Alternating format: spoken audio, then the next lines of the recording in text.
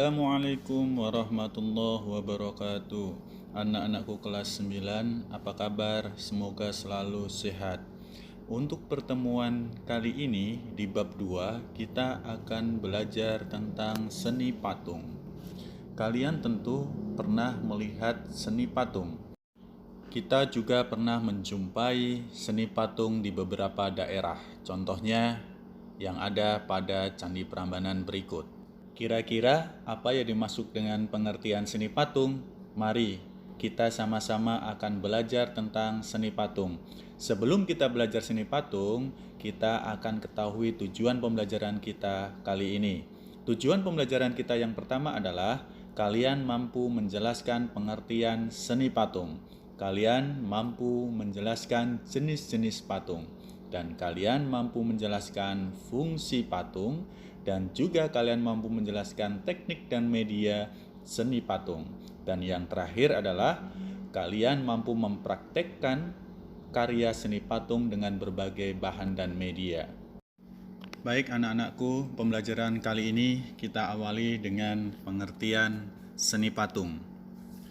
Patung diartikan sebagai plastic art atau seni plastik karena patung identik dengan sebuah cipta karya manusia yang meniru bentuk dan memiliki keindahan.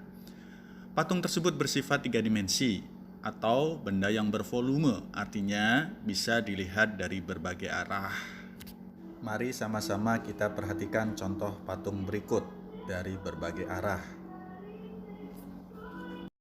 Setelah kalian memahami pengertian seni patung, sekarang kita ke bagian bentuk dan jenis patung. Bentuk seni patung itu ada 2. Yang pertama adalah patung figuratif atau realis. Pengertiannya adalah patung yang merupakan tiruan dari bentuk alam, ya, dari bentuk alam. Sekali lagi, tiruan dari bentuk alam. Ini adalah patung figuratif atau realis. Di dalamnya adalah manusia, binatang, dan tumbuhan. Patung ini nyata dalam perwujudannya. Yang kedua adalah patung non-figuratif atau imajinatif. Patung ini adalah patung yang sudah terlepas dari bentuk tiruan alam dan bentuknya abstrak. Ya, kita perhatikan non-figuratif atau imajinatif. Kata lainnya adalah patung abstrak. Setelah kalian memahami bentuk patung, kita menuju ke jenis-jenis patung. Yang pertama adalah patung kepala atau sering disebut dengan patung dada. Perhatikan gambar berikut ini.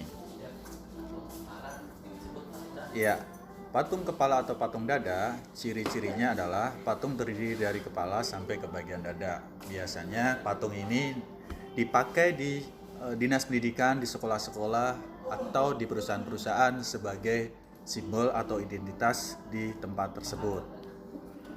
Yang selanjutnya adalah patung torso. Patung torso ini terdiri dari badan tanpa kepala, lengan setengah lengan, biasanya tidak ada jarinya, kemudian untuk bagian kaki hanya sampai ke paha. Patung torso ini biasanya dipakai di mata pelajaran biologi yang biasa untuk mempelajari bagian tubuh pencernaan. Selanjutnya kita ke patung lengkap. Patung lengkap terdiri dari seluruh bagian tubuh manusia, ya, tanpa ada pengurangan. Patung lengkap biasanya dipakai di pelajaran biologi juga, biasanya untuk mempelajari semua anatomi tubuh manusia. Ada juga patung lengkap dipakai untuk media berjualan, ya, berjualan untuk kostum, baju-baju yang sering kita temui di swalayan atau di pasar-pasar. Patung lengkap sebagai media untuk mempromosikan atau menjual produk-produk baju.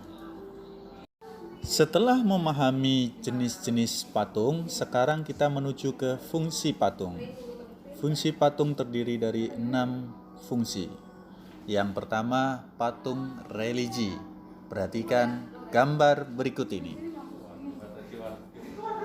Patung religi ini biasanya berfungsi sebagai sarana ibadah dan bermakna religius. Pada zaman Hindu dan Buddha, patung ini dibuat untuk menghormati dewa, untuk mengenang orang-orang yang diagungkan. Fungsi patung yang kedua adalah patung monumen. Patung ini dibuat untuk memperingati atau mengenang peristiwa atau kejadian yang bersejarah. atau jasa seorang pahlawan besar dalam sebuah bangsa atau kelompok. Perhatikan contoh patung berikut ini. Fungsi yang ketiga adalah patung arsitektur. Patung ini yang bernilai estetika dan berfungsi dalam konstruksi bangunan. Perhatikan contoh patung berikut ini. Fungsi yang keempat adalah patung dekorasi. Patung yang digunakan untuk menghias bangunan atau lingkungan taman, baik taman rumah maupun taman bermain. Perhatikan contoh karya patung berikut ini. Fungsi yang kelima adalah patung seni. Patung seni adalah patung karya seni murni untuk estetika yang hanya dinikmati keindahan bentuknya. Biasanya patung ini dinikmati di dalam pameran-pameran seniman. Perhatikan karya patung berikut ini. Fungsi yang keenam adalah patung kerajinan. Hasil dari para pengrajin yang dibuat untuk konsumerisme, atau pengrajin membuat patung ini untuk dipajang atau untuk hiasan. Biasanya membuat patung ini dalam jumlah yang cukup banyak. Perhatikan contoh patung berikut ini. Selanjutnya, setelah kalian mengetahui tentang bentuk dan fungsi, kita langsung ke teknik berkarya seni patung. Teknik karya seni patung terdiri dari 6 teknik. Teknik yang pertama adalah teknik pijit, yaitu teknik yang hanya menggunakan jari jemari untuk membentuk bahan patung. Sedangkan teknik yang kedua adalah teknik pahat, yaitu mengurangi bahan menggunakan alat pahat. Teknik yang ketiga adalah teknik busir, yaitu membentuk benda dengan mengurangi atau menambah bahan. Alat yang digunakan adalah sudip. Yang ketiga adalah teknik cor, yaitu membuat karya seni dengan membuat alat cetakan kemudian dituangkan adonan. Yang kelima adalah teknik cetak, yaitu membuat karya seni dengan cara membuat cetakan terlebih dahulu. Yang keenam adalah teknik las atau konstruksi, yaitu membuat karya seni dengan menggabungkan bahan satu ke bahan yang lain untuk mendapatkan bentuk patung. Materi selanjutnya kita akan belajar alat dan bahan seni patung. Yang pertama adalah bahan. Bahan dibedakan menjadi 4. Yang pertama bahan lunak, artinya material yang empuk dan mudah dibentuk. Contohnya petmot, lilin, dan lain-lain. Bahan yang kedua adalah bahan sedang, artinya bahan yang tidak lunak dan tidak keras. Contohnya adalah kayu waru, sengon, randu, dan kayu mahoni. Yang ketiga adalah bahan keras, contohnya kayu jati, sono keling, kayu ulin, batu padas, granit, andesit, dan batu pualam. Bahan yang keempat adalah bahan cor atau cetak, contohnya semen, pasir, gips, logam, timah, perak, emas, fiber, atau resin.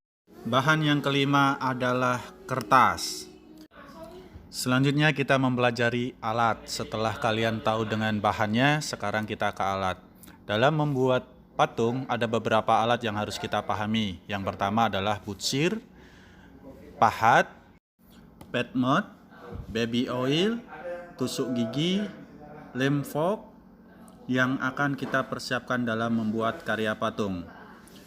Video selanjutnya adalah kita akan membahas bagaimana praktik membuat seni patung. Untuk praktik patung nanti akan saya tampilkan video selanjutnya. Demikian pembelajaran seni patung untuk kali ini. Wassalamualaikum warahmatullahi wabarakatuh.